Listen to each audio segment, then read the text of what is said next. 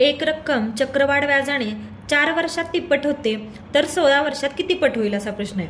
तर आता या चक्रवाढ व्याजाच्या प्रश्नासाठी आपण एक इझी ट्रिक वापरायची, त्या ट्रिकनी उत्तर सॉल्व लगेच होतं। आता दिले काय आपल्याला, वर्ष आणि तिप्पट दिले। मग लिहून घेऊयात आपण वर्ष आणि पट। काय दिलंय, 4 वर्षात तिप्पट होते। 4 वर्षात किती पट होते, 3 पट होते।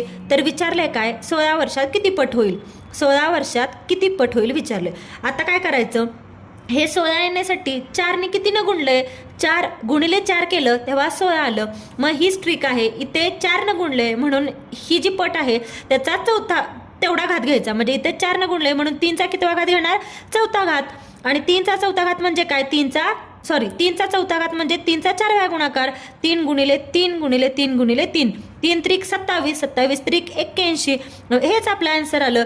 म्हणजे 16 वर्षात किती पट होईल, तर 81 पट होईल। ऑप्शन 2।